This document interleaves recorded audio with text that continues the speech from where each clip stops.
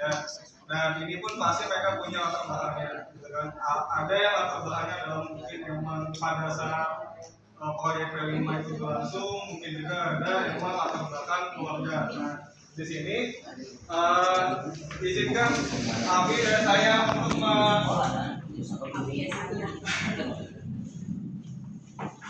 agar tetap tercipta suasana dan lingkungan yang positif berdampaknya sama anak-anak. Kita pun tidak akan repot nantinya, karena pada tahun 2014 ketika saya pribadi menginjakan kaki di SMA Tempat Hadi, budaya yang kental, lingkungan positif yang kental sangat terasa di sini sekali ya.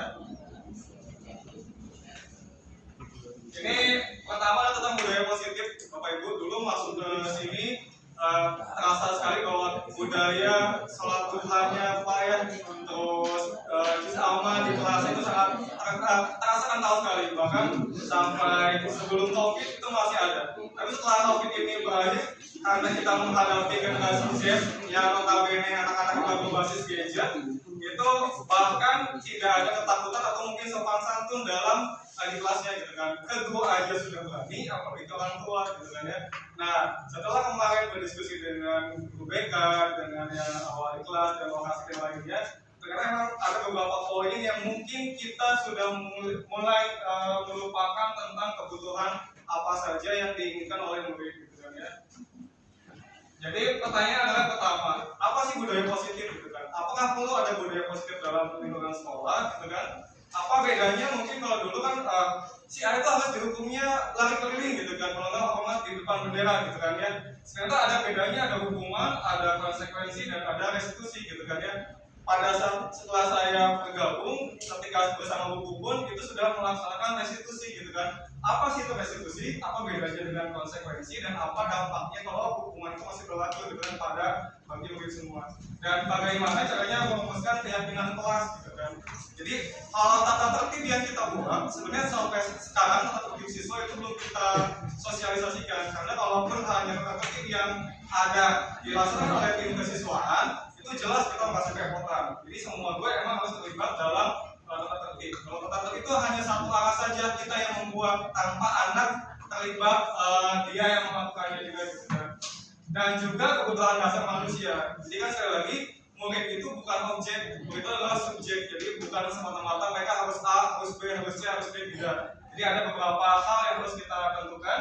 Dan sekarang Bapak Ibu berada di posisi kontrol itu sebagai apa, gitu kan? Apakah sebagai teman? Apakah Bapak Ibu sebagai pembuat rasa bersalah? Apakah Bapak Ibu sebagai manajer? Apakah Bapak Ibu sebagai apa? Nanti kita cek posisi Bapak Ibu, kita semua ada berada di mana, gitu kan? Dan bagaimana langkah-langkah penerapan segitiga diskusi ini yang emang sekali lagi bukan hanya satu arah tapi dua arah. Jadi kita tidak semata-mata menjudgment anak bahwa salah saja tanpa menggali dulu alasan terjadinya seperti apa, latar belakangnya bagaimana, gitu ya. Nah, ini budaya positif ya. Di sekolah kita sebenarnya sudah banyak pembiasaan yang menuju budaya positif. Yang pertama adalah pembiasaan yang literasi, itu jelas budaya positif untuk agar anak tidak termakan hoax ya. Terus yang kedua, budaya pembiasaan yang rabu, asmaul husna, gitu ya. Mungkin yang sudah mulai agak mudahnya adalah yang pembiasaan yang juz amma. Kalau dulu di buku agenda yang ada di tiap kelas ada juz amma, sudah surat apa, ayat berapa. Jadi tiap harinya itu anak-anak tuh jadi melanjutkan. Tapi kalau semenjak semester sekarang juz amma itu kolomnya sudah hilang di buku agenda. Entah apa mungkin alasannya. Jadi sehingga kita pun yang mungkin yang di kelas yang jam pertama bingung, gitu kan, apakah mau dilanjutkan program juz amma ini atau tidak, gitu kan ya. Karena saya suka ngecek, gitu kan ya. Terus yang pembiasaan yang terutama yang Jumatan sekarang ngegiring anak-anak untuk Jumatan aja luar biasa, masya Allah sekali. Tim kesiswaan untuk mengiring anak-anak, padahal untuk sholat dan untuk dirinya sendiri, gitu kan ya. Jadi kebanyakan anak-anak sudah mulai mungkin harus diingatkan kembali, karena sudah beda generasi. Mereka pada saat zaman COVID hanya di rumah saja, di sini dia harus digeliat-geliat lagi, gitu rasa namanya. Jadi ini yang biar nanti kita muncul, karena kan kurikulum merdeka sudah kita laksanakan. Jadi bukan semata-mata untuk menuju profil pelajar Pancasila saja, karena kita pun diharapkan pendidik pelajar Pancasila, profil pendidik Pancasila, gitu kan. Jadi bukan hanya pelajarnya saja yang Pancasila, pendidiknya pun harus Pancasila, gitu kan. Nah, tujuannya untuk pentingnya budaya positif ini sesuai dengan standar proses ya.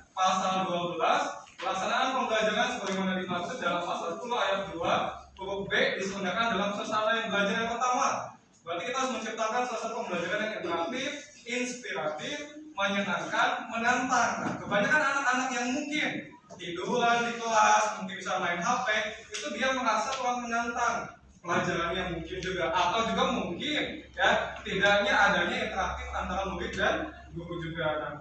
Nah, untuk memotivasi peserta didik untuk berpartisipasi aktif, nah ini salah satu tantangan yang sangat luar biasa. Untuk partisipasi aktif itu sangat susah sekali, karena paling motivasi yang mendasar untuk belajar aktif itu adalah motivasi internal, bukan eksternal. Kalau kita sebagai guru hanya motivasi eksternal. Kalau motivasi internal itu adalah background dari anak itu sendiri, gitu kan, pembiasaannya di rumah bagaimana. Nah, inilah budaya positifnya. Ada tentang motivasi perilaku manusia, ya, keyakinan kelas, segitiga resolusi, posisi kontrol guru, kebutuhan dasar manusia, dan disiplin positif nilai-nilai kebajikan di sekolah. Ini yang sesuai dengan pelajaran Pancasila, ya. Ada gotong royongnya, berkebinekaan global, kreatif dalam bisnis, mandiri dan beriman bertakwa. Jadi diharapkan setiap pembelajaran kita karena sudah berulang merdeka sudah mencakup dimensi profil pelajar Pancasila. Ini perubahan paradigma, ya. Nah, inilah miskonsepsi tentang teori kontrol, ya. Jadi kalau sini bahwa guru yang mengontrol murid, jadi harus A, harus B, harus C, sedangkan sekarang kan semenjak adanya asesmen diagnostik itu diharapkan guru tidak mendikte anak, gitu kan. Ilusi bahwa semua penguatan positif efektif dan bermanfaat, ilusi bahwa kritik membuat rasa bersalah itu menguatkan karakter, gitu kan, ya. Dan ilusi bahwa orang dewasa berhak memaksa. Ini adalah beberapa miskonsepsi yang terjadi di dalam dunia pendidikan saat ini. Nah, inilah stimulus respon dan teori kontrolnya, ya. Nanti selanjutnya saya akan sharekan ke Bapak Ibu semua. Dan ini disiplin positif, ya. Salah satunya adalah bertujuan untuk menumbuhkan kesadaran. Sekali lagi adalah kesadaran murid. Karena kesadaran murid yaitu belajar bukan hanya sebatas datang sekolah, ngerjain tugas, kelas, gitu kan, ya. Jadi motivasinya sedang tidak ada. Nggak ada guru bukan berarti tidak belajar, gitu kan, ya. Ini sesuai dengan disiplin positif Ki Hajar Dewantara. Untuk mencapai kemerdekaan dalam konteks pendidikan kita saat ini, bertujuan menciptakan murid yang merdeka. Syarat utamanya adalah harus ada disiplin yang kuat. Disiplin yang dimaksud adalah disiplin diri yang memotivasi internal, motivasi internal murid yang harus diutamakan. Ya, ini masih dulu.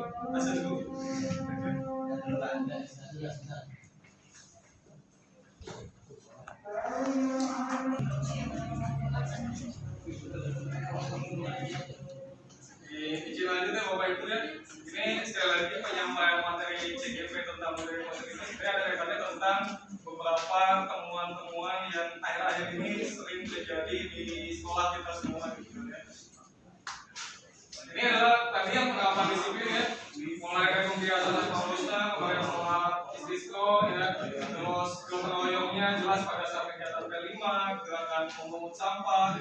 Ini adalah semata-mata tujuannya untuk melatih jiwa gotong royong di dalam masing-masing kritis juga sama, ya. Mungkin ke depannya mungkin si fokusnya sudah tersedia di semua kelas, biar nanti kita tidak pakai hasilnya mencari fokus, karena pasti semua guru juga ingin melaksanakan pembelajaran yang interaktif menggunakan berbasis IT semua. Kreativitasnya kegiatan pramuka ini semangat berkarya juga, ya. Bahkan kadang kita temukan pada saat P5 ternyata hasil produknya di luar prediksi kita, gitu kan. Ternyata kreativitas anak-anak itu sangat luar biasa. Ini mandirinya ini adalah salah satu foto yang pernah sempat diambil ketika pembiasaan asmaul husna kondisi lapangannya berjalan. Mereka melaksanakan di koridor dengan tertib tanpa ada pengawasan, dan jadi ternyata anak kita sebenarnya sudah bisa mandiri kalau sudah ada ilusi yang jelas, gitu kan, ya. Upacara walaupun masih ada beberapa hal yang masih menjadi atlet panjat tebing, ya, panjat tebing yang di sebelah selatan sana, tapi sudah makin sini sudah semakin berkurang. Kegiatan tema ini sudah tidak bisa dilaksanakan di sekolah kita karena tidak ada lahan tanah lagi, ya. Kita mobilisasi waktu dulu, ya. Nah, inilah yang motivasi yang mempengaruhi perilaku manusia. Yang eksternalnya adalah menghilangkan ketidaknyamanan. Nah, hukuman itu membuat tidak nyaman mungkin. tapi nyaman di kita karena kita hanya memberikan berita saja. Bagi itu merasakan tidak nyaman karena hanya satu pihak saja dan memiliki dampak nantinya identitas gagal ke depannya, jangka panjangnya identitas gagal. Terus untuk mendapatkan imbalan. Nah, sebenarnya yang harus dievaluasi adalah kegiatan kemarin lomba kebersihan itu ya. Dulu kan sebenarnya menjanjikan mendapatkan reward itu untuk kepala sekolah 3 kali the best berturut mendapatkan reward. Hasil kesini kesiswaan yang best itu untuk menanggulangi itu semua gitu kan ya. Terus yang motivasi internalnya adalah untuk menjadi orang yang mereka inginkan dan menghargai orang lain. Kan? Ini anak-anak sekarang yang harus kita tanamkan adalah motivasi internal. Inilah bedanya hukuman, konsekuensi, dan restitusi. Jadi kalau hukuman itu adalah menyakitkan, ya, menyakitkan hanya satu arah. Kalau konsekuensi adalah sesuatu yang harus yang terjadi. Sudah ada kesepakatan awal. Ketika Bapak Ibu semua masuk pada satu pembelajaran pertama, bikin kesepakatan. Yang terlambat, misalkan nanti harus menjelaskan dulu materi yang sebelumnya, atau misalkan melayang izin terlambat harus izin dulu. Itu konsekuensi. Kalau restitusi itu adalah pilihan yang dibuat oleh anak murid dan guru, gitu kan? Ini nanti contoh-contohnya. Nah, kalau hukuman dampak pada itu adalah marah, merasa bersalah, rendah diri dan mengasingkan diri, gitu kan? Kalau konsekuensi adalah yang didapatkan oleh muridnya adalah kehilangan hak, waktu berdasarkan diri dan penahanan. Kalau restitusinya adalah tidak merasa kehilangan hak atau apapun itu. Nah, kita contoh hukuman tidak terencana atau tiba-tiba. Misalnya si anak datang terlambat, kamu langsung bersihin WC. Nah, itu namanya hukuman karena tidak ada kesepakatan dari awal dan merasa bahwa si murid itu sudah hanya satu pihak saja, gitu kan? Terus murid tidak tahu apa yang akan terjadi atau dilibatkan bersifat satu arah, hanya satu arah saja. Ya, kalau konsekuensi sudah disepakati dari awal. Kalau kayak kita, kalau sekarang Pak Irfan ya, kalau yang terlambat terus ada pembinaan dulu, nah itu namanya konsekuensi. Ya, kalau konsekuensinya kita datang terlambat, terus melaksanakan sholat duha, hafalan, sebenarnya konsekuensi tidak ada paksaan dari kita dan anak pun melaksanakan sesuai dengan keinginannya. Gitu, ya. Kalau restitusi itu proses menciptakan kondisinya untuk memperbaiki kesalahan. Kita tanya dulu nih, kenapa datang terlambat? Kan memang sudah ada komunikasi kan? Kenapa terlambat? Kemudian kenapa kesiangan? Gitu kan ya? Alasannya apa? Nah, disitulah restitusi itu terjadi. Ya, sebenarnya ini langkah-langkah yang sudah kita laksanakan. Nah, kriteria restitusinya adalah ini, ya. Dampaknya jangka panjangnya sangat baik sekali dan di BK sudah dilaksanakan restitusi ini. Alhamdulillah BK kita, buku pun, Mahasiswa, BBIWAN dan Pak Jejen sudah melaksanakan restitusi. Hasil semua siswa yang pernah mendatangani surat pernyataan beberapa sudah menyadari kesalahannya dan harus bagaimana solusi ke depannya agar tidak terulang kembali. Nah, ini kita coba cek. Mencatat 50 kali di dalam buku kalimat saya tidak akan terlambat. Ini maksud hukuman atau restitusi? Hukuman. Karena namanya hukuman berarti hanya satu arah saja kan? Kita cek. Ini konsekuensi. Ya, karena konsekuensi yang sudah disepakati dari awal. Ya. Kita cek lagi. Lari mengenai lapangan 3 kali karena terlambat datang ke sekolah. Hukuman atau restitusi? Atau konsekuensi? Hukuman. Kita cek hukuman. Ya, jadi hukuman mah jelas hanya satu arah, murid yang hanya bergerak saja. Lagi menggantikan kertas tugas teman yang telah dicoret-coret. Konsekuensi. Karena dari awalnya sudah kita sepakati bersama gitu kan. Nah, ini adalah konsekuensi. Berdiri depan kelas sambil mengangkat kaki, kedua tangan. Hukuman. Ini zaman-zaman dulu sekali ya. Iya, tapi nggak lagi Pak. Ini adalah hukuman gitu ya. Nah, jadi itulah ya, kita harus membedakan antara hukuman, konsekuensi, dan restitusi. Nah, bagaimana cara membuat itu adalah pertama membuat keyakinan kelas dulu. Setiap sebelum kita mulai pembelajaran, kita membuat keyakinan kelas dulu bersama murid-murid semua gitu kan. Mengapa kita harus semuanya melaksanakan itu semua gitu kan. Keyakinan kelas nanti ada langkah-langkahnya, saya akan bantukan share ya. Bagaimana kita membuat keyakinan kelas dan keinginan kita pun membuat peraturan sekolah berdasarkan keyakinan sekolah. Jadi bukan hanya guru-gurunya saja yang membuat, tapi murid pun dilibatkan. Jadi biar mereka merasa bertanggung jawab atas keyakinan yang dibuat. Ini prosedurnya, ya. Contoh keyakinan kelasnya hanya beberapa saja, itu kan hormat, bekerja, diterima dan dimiliki. Poin-poinnya hanya itu saja. Kebutuhan dasar manusia. Nah ini banyak sekali ketika dilakukan restitusi sama guru BK, ternyata orang tuanya sudah bisa orang tua dia tinggal sama neneknya, terus dia nggak dapat uang bekal, dia ternyata di rumahnya bekerja, alhasil yang membuat mereka panjat tebing, kalau di sekolah, datang terlambat, ternyata ada beberapa kebutuhan yang mereka tidak terpenuhi, seperti bertahan hidup berarti kayak contohnya makanan, ada yang mungkin mereka tidak bawa uang bekal, kasih sayang dan rasa diterima ini seperti kayak orang tua, dan rasa diterima yang mungkin rasa dibullying, penguasaan, kebebasan, dan kesenangan. Anak-anak sekarang SMA itu masih ada butuh permainan dan kesenangan gitu. Jadi makanya kita diharapkan membuat kesenangan itu sendiri.